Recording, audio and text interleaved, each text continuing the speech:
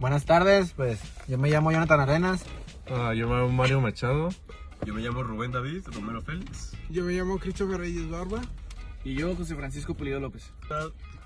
Pues esta tarde vamos a estarles hablando de algunos de los temas que hemos visto en la clase de teoría del conocimiento y vamos a estar repasando algunos temas, analizando su contenido y cómo nos pueden ayudar y cómo fue que lo estamos entendiendo y básicamente qué es lo que hemos estado aprendiendo sobre estos temas.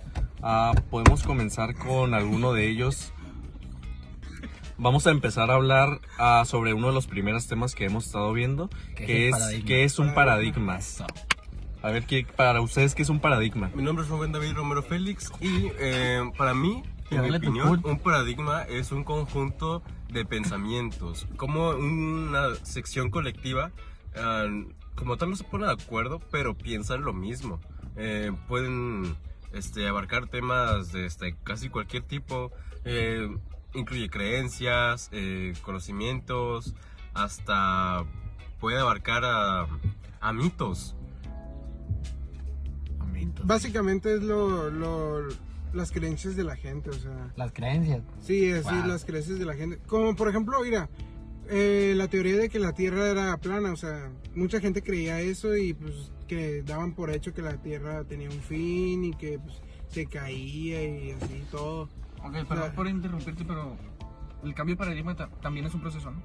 Sí, a ver, dame un ejemplo de un cambio de paradigma acá. Pues reciente. un cambio de paradigma en la historia universal podría ser el descubrimiento de América.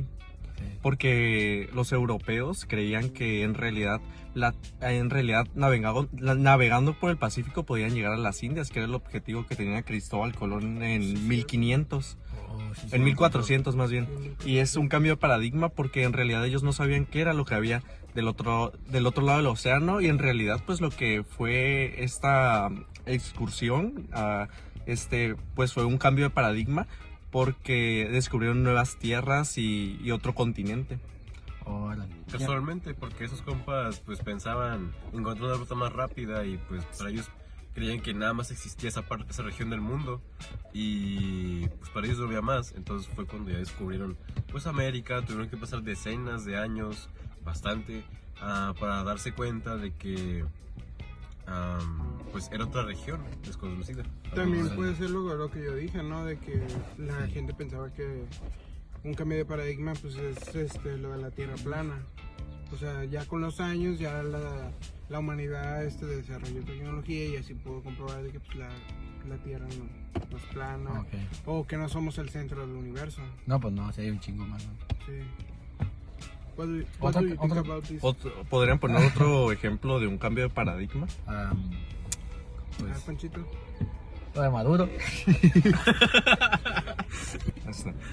Pero, ok, varios dijeron puras situaciones así en la vida real que está bien, ¿no? Pero que en un cambio de paradigma es un proceso que tiene... ¿Continuidad? ¿Mande? ¿Continuidad? Ajá, ¿qué hasta tiene? que de cierta forma deja de fallar y llega un nuevo proceso y que te da un mejor resultado. Un nuevo pensamiento que... Sí, un nuevo solamente pensamiento. Ándale, sí, por ahí también puede ser. Pues eso. También otro ejemplo de un cambio de paradigma podrían ser las investigaciones científicas, porque en realidad las investigaciones científicas tienen un proceso y tienen un cambio de paradigma, porque en realidad conforme va pasando el tiempo van descubriendo más cosas, ¿no? Concuerdo con el compañero. Sí, también. Sí. Concuerdo. Sí, porque siempre se busca una mejor forma de dar explicación a las cosas, y cuando la que todo el mundo conoce ya no se ajusta a las necesidades de pensamiento que tienen las personas, es cuando se ponen en tensión los paradigmas. Sí, Justamente. Y todo esto nos lleva a lo que es el empirismo, que prácticamente es todo lo que se puede medir. Por ejemplo, las ciencias que utilizan sus procesos, ¿no? Por ejemplo, que la observación, investigar sobre tal esto, pero para eso tienen que saber, ¿no? Que realmente eso está ahí, no Lo es algo comprobable. como... que no se pueda comprobar, exactamente. Sí, todo lo que podemos comprobar científicamente, ¿no? También como la investigación de campo, ¿no? O sea, sería parte también del empirismo. Sí, Porque también. ¿Qué cosa venía ahí eso que dices tú? El método El científico. método científico. A ver, explícame. Pues el método, pues dijo. Método científico, papá. Pues el método científico es No, pues, está en un la proceso, primaria. ¿no? Sí. Un proceso por el cual tienen que pasar ciertas cosas para que se catalogue de una o de cierta manera que es real o que es lo que se busca y que es que se pueda comprobar. Más bien es de lo que se trata el empirismo. En el empirismo no entran cosas como dogmas católicas o religiosas, porque son cosas que en realidad no se puede comprobar. Ajá, por ejemplo, porque no son como por tangibles. ejemplo, porque no son tangibles, por ejemplo, la existencia de Dios y todo ese tipo de temas. Sí, básicamente el empirismo se basa pues en lo que puedes experimentar, por ejemplo, tocándolo, viéndolo, escuchándolo. Sí, yo estoy de acuerdo con eso. Lo comprobable, Solo que vaya. se puede- Ajá, todo lo comprobable, lo que tú existe. aparte por tu propia cuenta o por medio de otras Científicamente. personas. También científicamente, Ok. medio de otras personas. Los padres de esta filosofía, si le Corriente podemos llamar así, filosófica. son John Locke. Se fue el nombre que es como Bacon. No, pero se apellidaba de esa forma. Sí. Bacon. Bacon.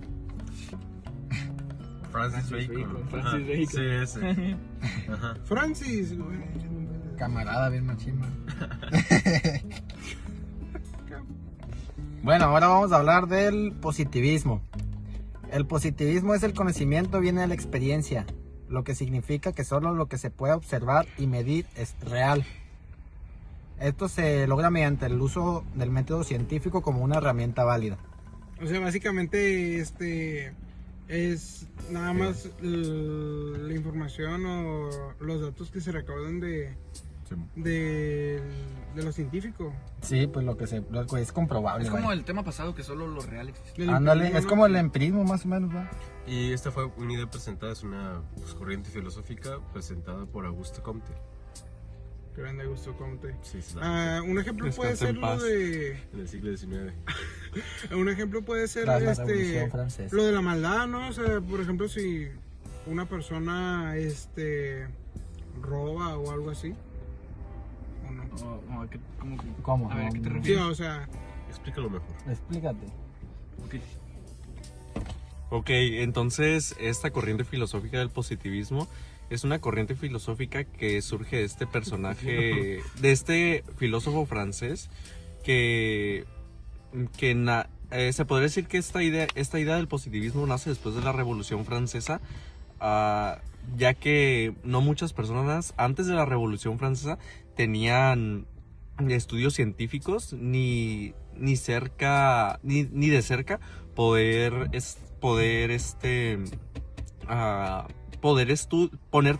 tener estudios para hacer este tipo de investigaciones. Por eso es que esa corriente filosófica surge después de la Revolución Francesa. un ejemplo del positivismo podría ser bueno, más bien el positivismo no es un ejemplo. Ignora lo que es la maldad y más que nada se enfoca en los datos o los resultados de las cosas. Órale.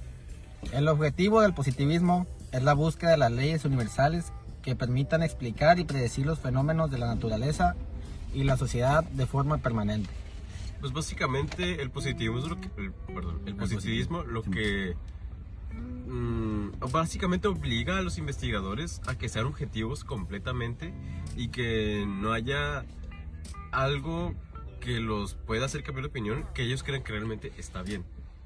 Todo tiene que ser real. Exactamente. Eso Que mismo todo aplica tenga para que el ser método real. científico y ese tipo de cosas. Sí, pues sí. Eso es a través de la evidencia empírica. Empírica, lo sólido. Viene vaya. siendo como una rama, ¿no? Probablemente sí, una rama del positivismo. Pero pues básicamente van Porque de la tienen mano, varias van de la cosas en mano ahí. común, Ajá. tienen Esto varias- pues se busca pues para que los criterios así como para evaluar cosas sean de forma objetiva, que se basen en los hechos realmente, ¿no? algo más preciso. Ujú. Algo más preciso. ¿Qué es real, pues? ¡Qué regalo! No. Confirmar, pues.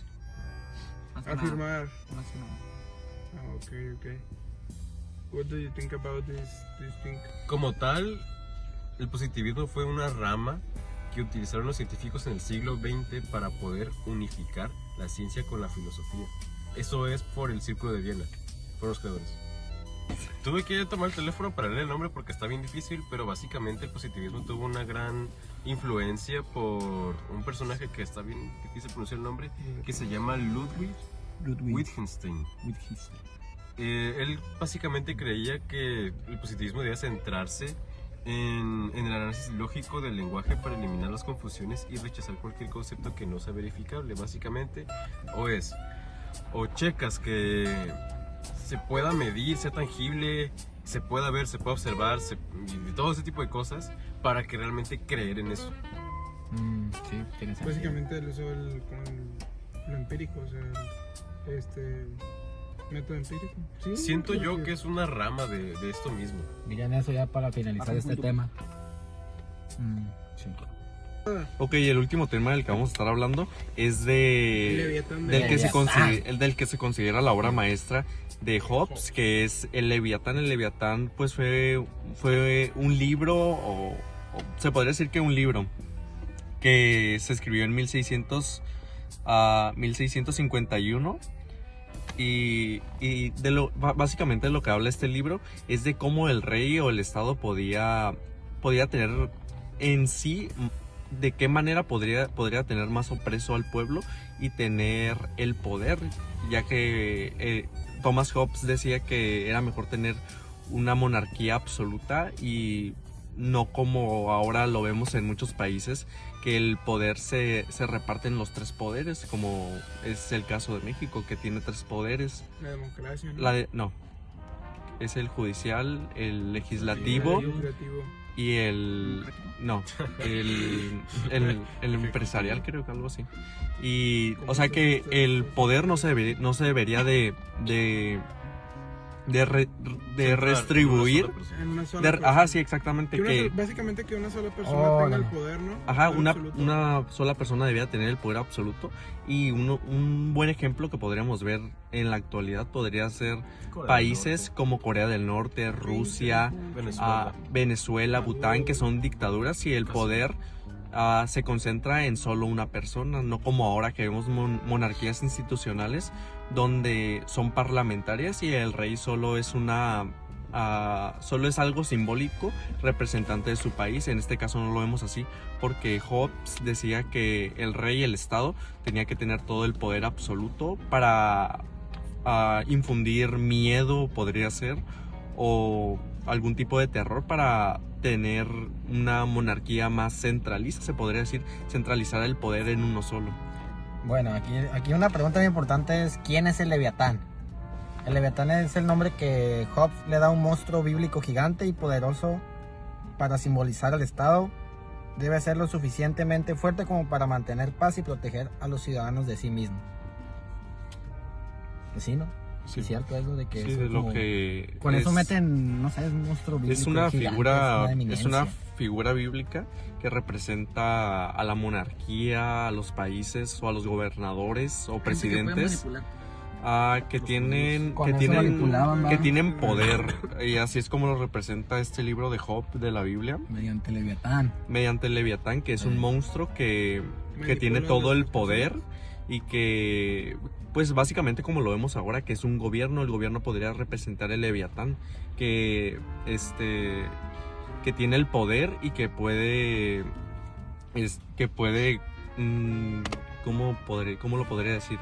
Puede someter a toda una población. Eso es lo que representa el Leviatán en la Biblia, y también así es como lo usa Hobbes para llamar a esta que le dicen su obra maestra. Lo pintan terrorífico, ¿eh? Pinche Leviatán. Pues ya sería toda nuestra parte, estos temas muy importantes de la clase de